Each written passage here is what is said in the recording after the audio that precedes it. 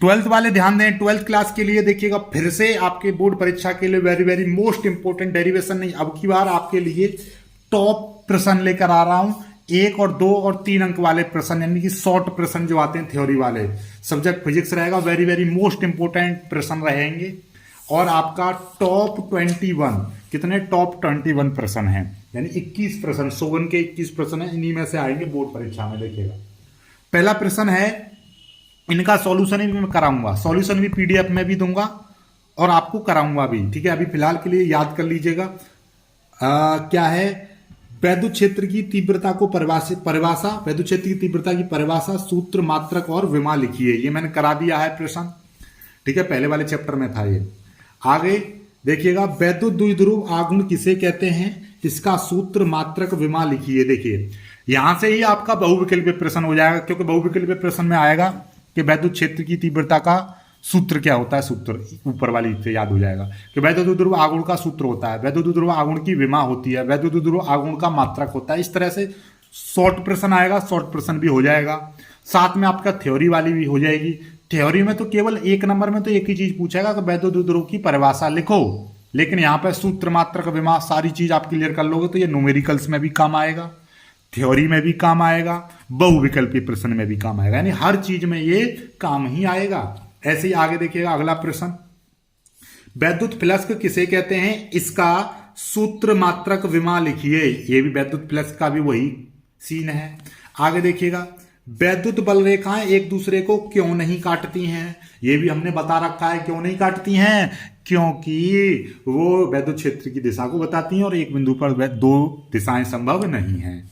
चलिएगा आगे देखिएगा, बल युग्म का आघूर्ण, इसकी परिभाषा, सूत्र, मात्रक और विमा लिखिए। ये भी एकदम शानदार जानदार प्रश्न है, यानी बल आघूर्ण की परिभाषा लिखनी है। बल युग्म का आघूर्ण बताया था ना कि जब द्विध्रुव को एक समान वैद्युत क्षेत्र में रखते हैं तो वैद्युत द्विध्रुव के दोनों आवेशों पर 2 बल युग्म कार्य करते हैं, या एक बल युग्म कार्य करता है जो वैद्युत द्विध्रुव को चुंबकीय क्षेत्र में घुमाने का प्रयत्न करता है, इसलिए इसे प्रत्यानयन बल युग्म कहते हैं और इसके आघूर्ण को बल युग्म का आघूर्ण कहते हैं। इस तरह से परिभाषा थी, तो वही चीज है। आगे देखिएगा कि संधारित्र का सिद्धांत क्या होता है, संधारित्र का सिद्धांत आपको बताना है, बहुत ही प्यारे प्यारे सवाल हैं इसमें, ठीक है। अगला, आवेशित चालक के आवेशों के पुनर्वितरण से क्या तात्पर्य है, पुनर्वितरण का तात्पर्य आपको बताना है। विशिष्ट प्रतिरोध की परिभाषा, सूत्र, मात्रक और विमा लिखनी है कि विशिष्ट प्रतिरोध होता क्या है वो आपको बताना है। चलिए आगे देखिएगा, अगला जो प्रश्न है, अगला जानदार शानदार प्रश्न है कि गतिशीलता किसे कहते हैं भाई, गतिशीलता किसे कहते हैं, सूत्र लिखिए। इसकी सूत्र लिखना है, इसमें भी सूत्र लिख देना, इसका मात्रक भी लिख देना, इसके विमीय सूत्र भी लिख देना गतिशीलता के। आगे देखिए अगला प्रश्न, यदि किसी चालक की लंबाई n गुना बढ़ा दी जाए तो उसके प्रतिरोध पर क्या प्रभाव पड़ेगा, प्रतिरोध भी कैसा बढ़ जाएगा, कितना बढ़ेगा, n² बढ़ेगा। तो ये आपको याद कर लेना है, ठीक है। चलिएगा, किरचॉफ के नियमों का उल्लेख कीजिए। किरचॉफ के नियम कितने हैं, 2 नियम हैं किरचॉफ का, बंद पास का नियम, एक संधि का नियम, वो चीज आपको लिखनी है। गतिशीलता किसे कहते हैं, गतिशीलता तो ये फिर दोबारा आ गई भाई, गतिशीलता पहले कर दिया तो इस प्रश्न को काट लेना, ठीक है। चलिएगा, इसकी जगह पे कूलाम का नियम लिख लेना, ठीक है ना। ये आप इसकी जगह पे आप क्या लिख दोगे भैया, कूलाम का नियम लिखिए। क्या, कूलाम का नियम लिखो और एप्सिलॉन 0 का मान व मात्रक लिखो, ठीक है। क्या प्रश्न बोल दिया मैंने, 12 की जगह पे ये लिख देना, कूलाम का नियम लिखो, एप्सिलॉन 0 का मान, मात्रक और विमा भी लिख देना, ठीक है। और देखिएगा आगे, यह है निर्वात की विद्युतशीलता और चुंबकशीलता के बीच संबंध स्थापित कीजिए, यानी संबंध क्या होता है, संबंध लिखना है आपको। साइक्लो इलेक्ट्रॉन का कार्य सिद्धांत लिखना, साइक्लो इलेक्ट्रॉन होता क्या है, इसका कार्य सिद्धांत भी लिख देना, ठीक है। केवल कार्य सिद्धांत, सचित्र वर्णन नहीं, केवल कार्य सिद्धांत। चुंबकीय यामोत्तर, भौगोलिक यामोत्तर की परिभाषा लिखनी है, चुंबकीय यामोत्तर और भौगोलिक यामोत्तर होते क्या है, उनकी परिभाषा लिखनी है।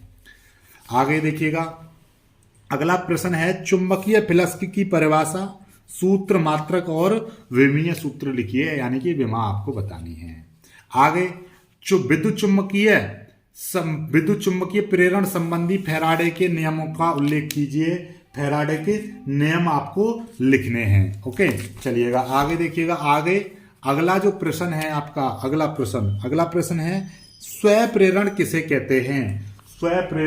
स्वप्रेरण किसे कहते हैं ये बताना है। आगे अन्योन्य प्रेरण गुणांक की परिभाषा लिखनी है। ठीक है, अन्योन्य प्रेरण गुणांक की, देखो स्वप्रेरण और यहाँ पे स्वप्रेरण किसे कहते हैं और स्वप्रेरण गुणांक की परिभाषा। स्वप्रेरण गुणांक की परिभाषा भी लिखो। गुणांक की परिभाषा भी लिखो, ये भी आपको लिखनी है। ठीक है ना, स्वप्रेरण गुणांक की परिभाषा भी आपको लिखनी है। ओके, चलिएगा अन्योन्य प्रेरण गुणांक, अन्योन्य प्रेरण और अन्योन्य प्रेरण गुणांक की परिभाषा भी याद कर लीजिएगा। आगे कि विद्युत वाहक बल किन किन बातों पर निर्भर करता है? विद्युत वाहक बल की परिभाषा भी, इसकी परिभाषा भी लिख देना, परिभाषा सहित। ठीक है, इसका परिभाषा भी आप लिख देना, विद्युत वाहक बल की परिभाषा। विद्युत वाहक बल की परिभाषा भी आपको लिखनी है, परिभाषा लिख देना और इसका विमीय सूत्र भी लिख देना। क्या? विमा भी लिख देना, इसकी विमा भी लिख देना। ठीक है, क्या होगी? परिभाषा भी लिखनी है विद्युत वाहक बल की, विमा भी लिखनी है और ये किन किन बातों पर निर्भर करता है ये भी लिख देना। ठीक है, आगे L/R और CR की परिभाषा लिखनी है। ठीक है, विमीय सूत्र लिखना है, यानी कि आपको और ये भी बताना है कि L क्या है, LCR के नाम व मात्रक भी लिखो। ठीक है, ये मात्रक भी याद कर लेना। ठीक है, मतलब क्या है, L क्या है, प्रेरकत्व होता है, C आपका संधारित्र की धारिता होती है, R प्रतिरोध होता है। तो इनके नाम और मात्रक भी लिख लेना। तो कुल मिला के कितने 21 प्रश्न हो गए। ठीक है, तो ये 21 प्रश्न हो गए। ठीक, इन 21 प्रश्नों को याद कर लीजिएगा, इनकी PDF में एक साथ दे दूंगा आपको। ठीक है, अगली वीडियो अभी थोड़ी देर बाद वीडियो बना दूंगा, इनका PDF और सारे करा दूंगा। ठीक है ना, आपको सारी चीज करा दूंगा। अब एक वीडियो आएगी जिसमें आपके टॉप 10 बुक 2 के, यानी दूसरी बुक के टॉप 10 डेरिवेशन बताऊंगा। ठीक है, टॉप 10 डेरिवेशन आपको बताए जाएंगे। ठीक है, तो और जिन्होंने अभी तक चैनल को सब्सक्राइब नहीं किया, सब्सक्राइब कर लीजिएगा, वीडियो को लाइक करके शेयर भी कर दीजिएगा। मिलेंगे कुछ ऐसी वीडियो में, तब तक के लिए बाय बाय, जय हिंद।